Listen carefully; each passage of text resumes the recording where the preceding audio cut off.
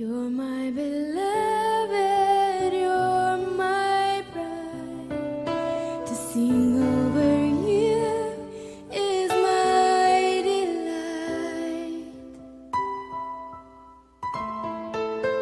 Come away with me, my love.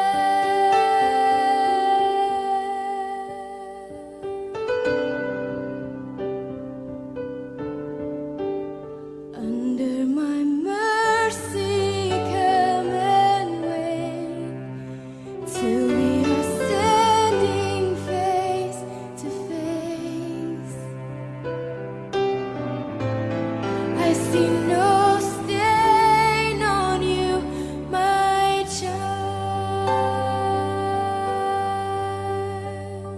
You're beautiful. Orgulho espiritual.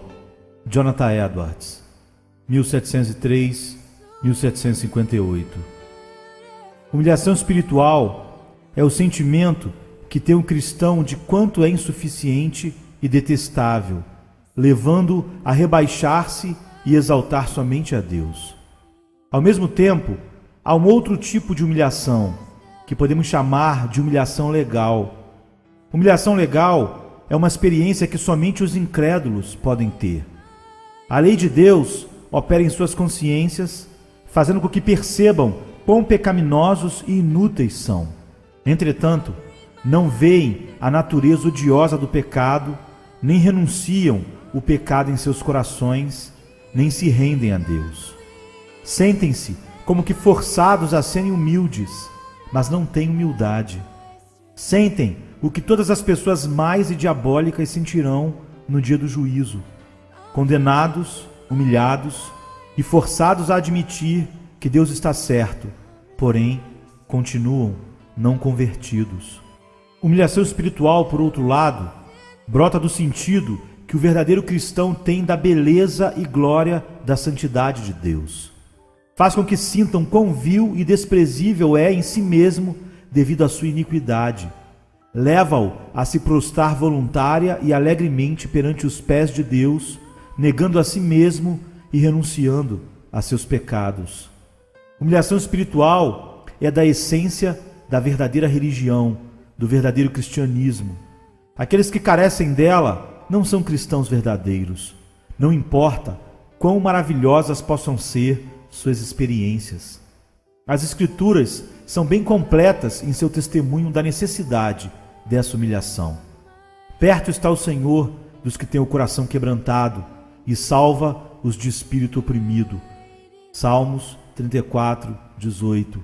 Sacrifícios agradáveis a Deus são o espírito quebrantado, coração compungido e contrito não desprezarás, ó Deus. Salmos 51, verso 17. Assim diz o Senhor: o céu é o meu trono, a terra o estrado dos meus pés. Mas o homem para quem olharei é este, o aflito e abatido de espírito, e que treme da minha palavra. Isaías 66, 1 e 2. Bem-aventurados os humildes de espírito, porque deles é o reino dos céus. Mateus 5, verso 3. Vejam também a parábola do fariseu e do publicano em Lucas 18, de 9 a 14. Humilhação espiritual é a essência da autonegação cristã. Consiste em duas partes. Primeiro, um homem deve negar suas inclinações mundanas e renunciar a todos os prazeres pecaminosos. Em segundo lugar, deve negar a sua natural concentração em si mesmo e autoafirmação. Essa segunda parte é a mais fácil de realizar. Muitos fizeram a primeira sem atingir a segunda. Rejeitaram os prazeres físicos somente para sentir o prazer diabólico do orgulho. É claro, hipócritas orgulhosos fingem ser humildes, porém geralmente interpretam mal esse papel. Sua humildade geralmente consiste em dizer aos outros como são humildes. Dizem coisas como: sou o menor de todos os santos, sou uma pobre e vil criatura, meu coração é pior que o diabo, e etc. Dizem essas coisas e ainda assim esperam que os outros os vejam como santos notáveis. Se outra pessoa dissesse sobre o hipócrita as mesmas coisas que ele diz sobre si mesmo, como ele ficaria ofendido?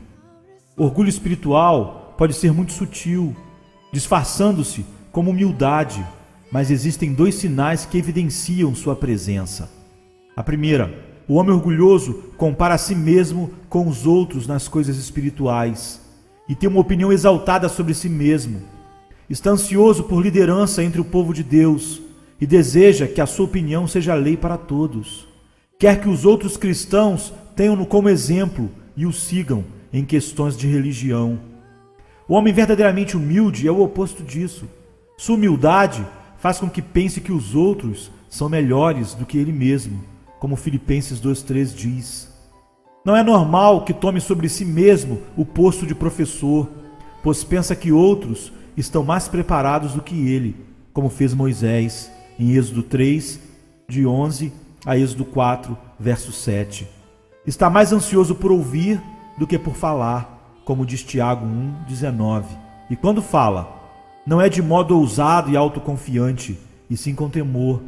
Não aprecia exercer poder sobre os outros, preferindo seguir a liderar. Em segundo lugar, outro sinal certo de orgulho espiritual é que o homem orgulhoso tende a pensar muito bem da sua humildade, enquanto o homem verdadeiramente humilde pensa que é muito orgulhoso. Isso decorre de o homem orgulhoso e humilde terem diferentes pontos de vista sobre si mesmos.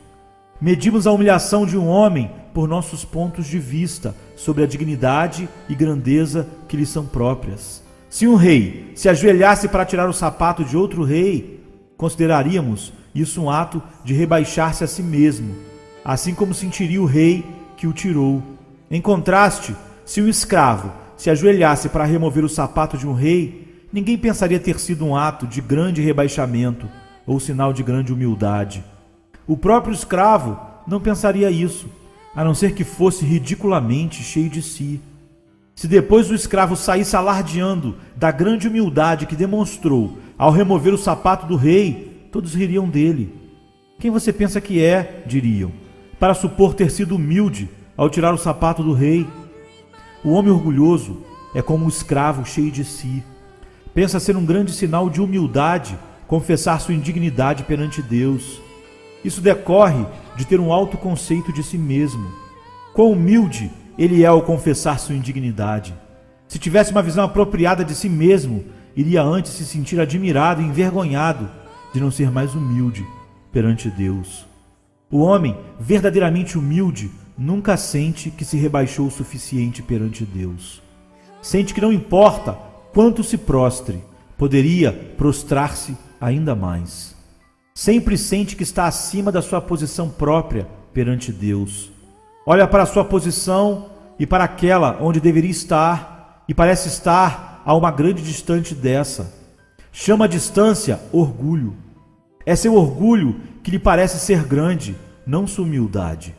Não parece para ele ser um grande sinal da sua humildade que se deite no pó aos pés de Deus. Ele pensa que é exatamente onde deve estar. Orgulho espiritual. Jonathan Edwards, 1703-1758.